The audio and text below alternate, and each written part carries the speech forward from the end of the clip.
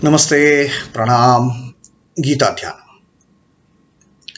Om Parthaya Pratibodhitam Bhagavata Narayanena Swayam Vyasena Gratitam Purana Munina Madhye Mahabharatam Advaitam Ritavarshinim Bhagavatim Ashtadashadhyayinim Ambatva Manusandadhami Bhagavad Gite Bhavatveshinim. O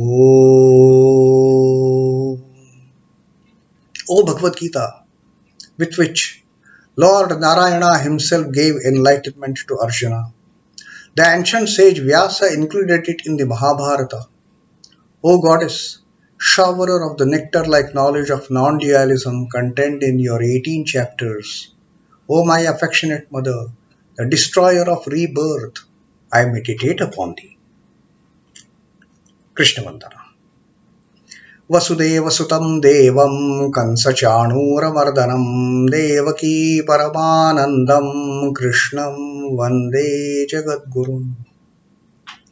Son of Vasudeva, the slayer of Kansa and Chanur, extreme delight for Mother Devaki, O Lord Krishna, the supreme teacher of the universe, my salutations to you.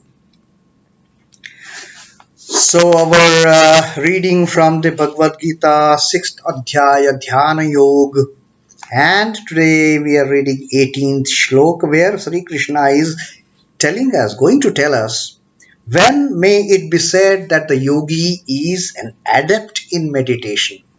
When is it that we can know for sure that that person is a perfect yogi?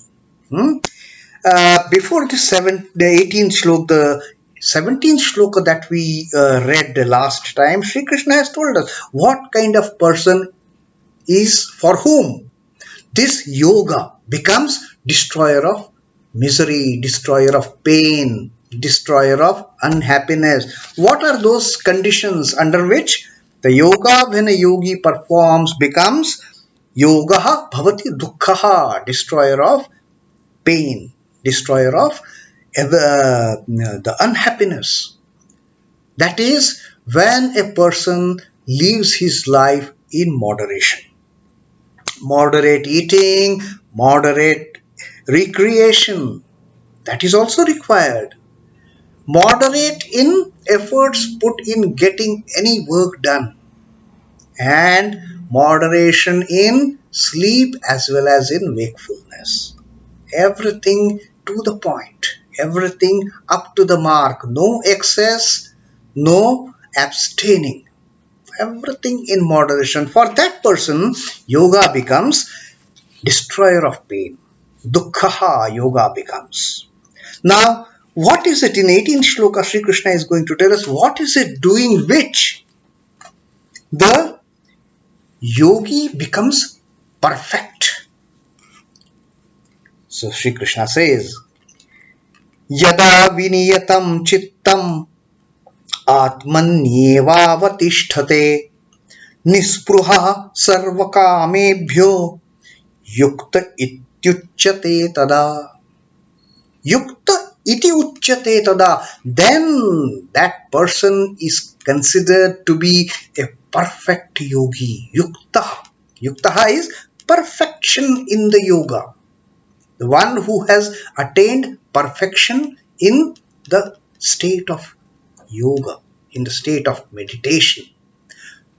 Then that person is called. When that person is called as that he or she has attained perfection in yoga, Sri Krishna has described here.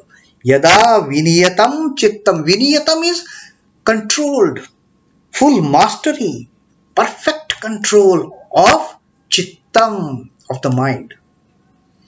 When a person gets perfect control of the mind and ātmanyevāvatiṣhṭhate, that mind, perfectly controlled mind, when a person is able to put it on to the self, when that mind, fully controlled mind, rests Avatishtate on what?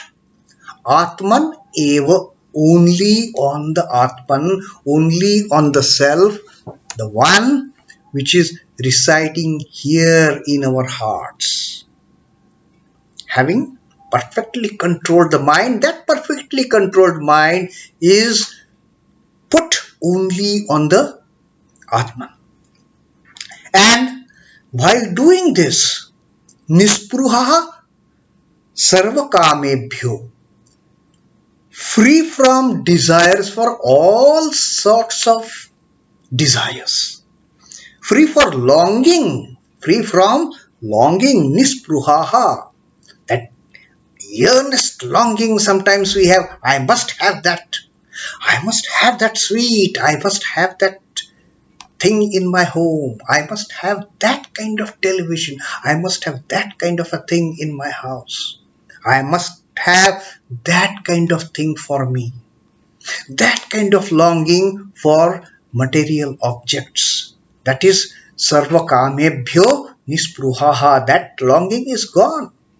The person who is free from such longing for material objects, kāmebhyo, for material objects, yukta ityuchyate tadā, then and only then that person can be called as, can be uchyate, can be called as yukta.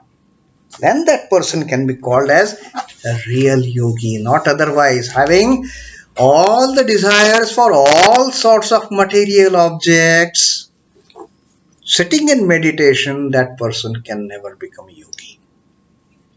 So for becoming a yogi, first of all, complete control of the mind, and then fixing that mind not on the external things, fixing that mind, bringing that mind inward on the Atman which is here, without any longing for the material enjoyments, the material objects. That person tadā uchyate, then that person can be called as yukta. When the disciplined mind rests in the self alone, free from desire for material objects, then is one said to be established in the yoga. Then he has reached the perfect stage of meditation. Without that, meditation is not possible. Without that, yoga is not possible. Wind creates storm in the sea. The wind of desire creates commotion in the mind.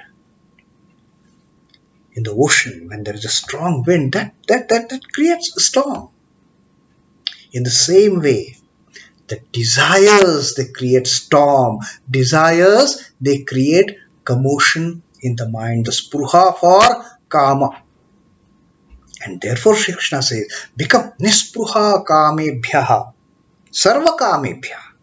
Not only a few desires, all kind of objects. Get rid of that longing for all kind of material objects. Have a longing for putting the controlled mind on the self alone. That is a true longing. Get rid of the longing for sarva-kāmebhyo, for all material objects. Desirelessness makes the mind constant and pure. Fixed in yoga is that mind which is impregnable against all desires. The moment a mind is made fixed on the self, there can be no desire in it. Provided that mind is also fully controlled to have no desire, then there can be no desire. It rejoices exclusively in the self. In fact, the natural tendency, inborn tendency of the mind is not going external. Inborn tendency of the mind is remaining inside, merged in the self. And that is where it finds the true pleasure, the true bliss, the true happiness. The moment the mind gets scattered outside in search of happiness, happiness doesn't lie outside. Happiness lies inside. And when the mind is controlled and made free from any kind of desires, then it realizes where the real happiness is. And then it is dukkha, the state of no pain at all, no misery at all, no unhappiness at all. The yogi endowed with such a sterling mind is naturally an adept in meditation. And then that is the ultimate perfection in the yoga. What Sri Ramakrishna says in line with the teaching of Sri Krishna in this 18th shloka. Sri Ramakrishna says, the mustard that gets scattered from a torn bag cannot be easily gathered again. Imagine that tiny, those mustard seeds. They're in a bag. And supposing there is a small hole in the bag and the mustard seeds, they get scattered around. Oh my God, what a tough thing to pick up all those seeds and put them in another container. Not an easy task at all. Likewise, the mind dissipated in worldly things does not come under easy control. Exactly like those mustard seeds. Unless and until the mind is controlled, it will behave like those mustard seeds. It will be the extreme if it is allowed to scatter like the mustard seed scattering, dropping from that bag onto the floor, and what a trouble it is to gather them again. Exactly, Sri Ramakrishna says the mind is exactly like that. You allow it to scatter, it will go haywire. So, better control the mind. Keep that bag of mustards totally safe, free from getting punctured. Let those mustard seeds don't get scattered on the floor. Likewise, control the mind. Likewise, the mind dissipated in worldly things does not come under easy control. Possession of the mind in its entirety is yoga. This mind one has to control. This mind one has to possess. Not allowing it to scatter, not allowing it to long for all those sarva-kāmebhyo, not allowing it to yearn for all those material objects, but control it. Keep that bag of mustard seeds intact so that the seeds don't fall and scatter on the ground. Keep the mind controlled so that it remains focused, it remains one-pointed, it remains focused on the self. So that is Sri Krishna's teaching in this 18th shloka of the 6th adhyaya Dhyana Yoga. And we next we will take up a reading of the 19th shloka. Till then, Om Namo Bhagavate Vasudevaya. Sri Krishna Arpanamastu. Jai Sri Ramakrishna. Jai Thakur. Jai Ma. Jai Swamiji.